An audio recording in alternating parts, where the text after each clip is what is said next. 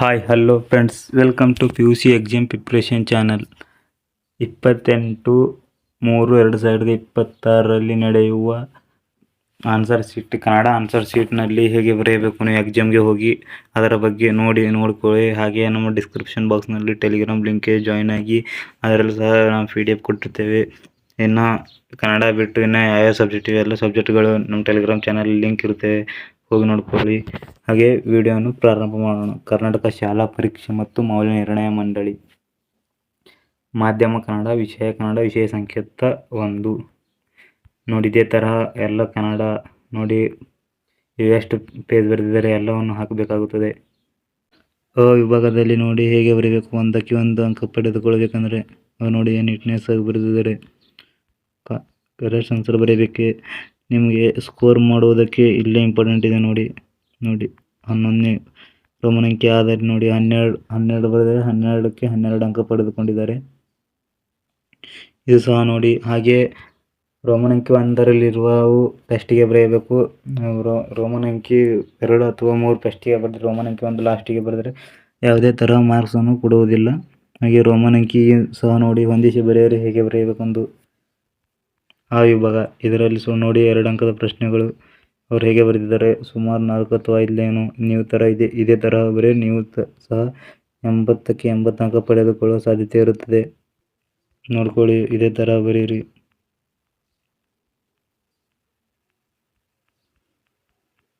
ನೋಡಿ ಸೀಸ್ ಪೆನ್ಸಿಲಿಂದ ಎಲ್ಲೆಲ್ಲಿ ಇಂಪಾರ್ಟೆಂಟ್ ಇದೆ ಅದು ಟಿಕ್ ಮಾಡಿದ್ದಾರೆ. ನೀವು ಸಹ ಅದೇ ತರಹ ಟಿಕ್ ಮಾಡಿ. 27ನೇ ಕ್ವಶನ್ ಸಹ ಟಿಕ್ ಮಾಡಿದ್ದಾರೆ. ಯಾಕಂದರೆ ನೀವು ಅದರ ಬಗ್ಗೆ ಇದೇನು ಇಲ್ವಾ ಅಂತ ಏನು ಇಂಪಾರ್ಟೆಂಟ್ ಇದೆ ಆ ಕ್ವಶನ್ಗೆ ಆನ್ಸರ್ ಅದು ಟಿಕ್ ಮಾಡಬೇಕು. ಅವ್ರಿಗೆ ಗೊತ್ತಾಗುತ್ತೆ ಕರೆಕ್ಟ್ ಬರೆದಿದ್ದಾರಂತೆ.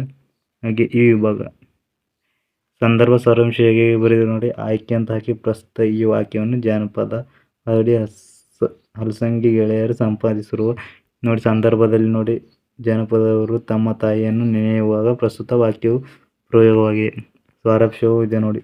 ಇದೇ ತರಹ ಬರೆಯಬೇಕು. 3ಕ್ಕೆ 3 ಅಂಕ ಪಡೆಯಬೇಕಂದ್ರೆ ಸಂದರ್ಭ ಸಾರಾಂಶದಲ್ಲಿ ಆಯ್ಕೆಗೊಂದಿರುತ್ತೆ, ಸಂದರ್ಭಗೊಂದಿರುತ್ತೆ, ಸಾರಾಂಶಗೊಂದು ಕೊಡ್ತಾರೆ. ನೋಡ್ಕೊಳ್ಳಿ ಎಲ್ಲವೂ. ವಿಶೇಷತೆ ಸಹ ಬರೆಯಬೇಕು ಲಾಸ್ಟಿಗೆ. ಇದು ಸಹ ಬರ್ತಿದ್ದಾರೆ ನೋಡಿ ಚೆನ್ನಾಗಿ.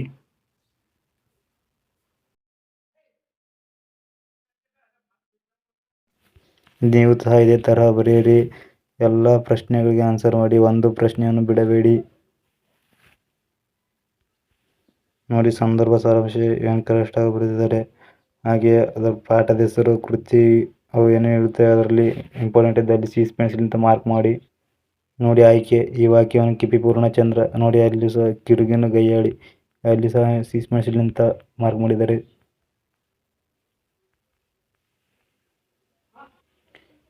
ಈ ವಿಭಾಗ 4 ಅಂಕ ಅಥವಾ ಏನು 5 ಅಂಕ ಇದೆ, 4 ಅಂಕದಿದೆ ನೋಡಿ. 4ಕ್ಕೆ 6 ಅಂಕ ಇದೆ. ಇವೆಲ್ಲವೂ ನೋಡಿ ಅವ್ರು ಹೇಗೆ ಬರ್ತಿದ್ದಾರೆ. ನೀವು ಸಹ ಇದೆ ಥರ ಬರೆಯಿರಿ. ಹಾಗೆ ಎಲ್ಲಾದರೂ ತಪ್ಪಿದ್ದರೂ ಕ್ಷಮಿಸಿ ಮತ್ತು ನಿಮ್ಮ ಅಭ್ಯಂತರ ಏನಿದೆ ಅದು ಕಾಮೆಂಟ್ ಬಾಕ್ಸ್ನಲ್ಲಿ ಕಾಮೆಂಟ್ ಮಾಡಿ ನೋಡಿ. ಅವರು ಯಾವ ಥರ ಬರೆದಿದ್ದಾರೆ ನೀವು ಸಹ ನೋಡಿ. ಆ ವಿಭಾಗದಲ್ಲಿ ಪಿ ಲಂಕೇಶ್ ಅವರು ತಮ್ಮ ನೋಡಿ ಒಟ್ಟಿನಲ್ಲಿ 4 ಅಂಕಕ್ಕೆ ಸುಮಾರು 1.5 ಅಥವಾ 2 ಪೇಜ್ ಬರೆಯಬೇಕಾಗುತ್ತದೆ. ಅದರಲ್ಲಿ ಪೂರ್ಣವಾಗಿ ಅದರ ವಾಕ್ಯವನ್ನು ಇರಬೇಕಾಗುತ್ತದೆ, ಅದಕ್ಕೆ ಸಂಬಂಧಪಟ್ಟಿದ್ದೇ ಇರಬೇಕು. ಹಾಗೆ ಇದು ಸಹ ನೋಡ್ಕೊಳ್ಳಿ.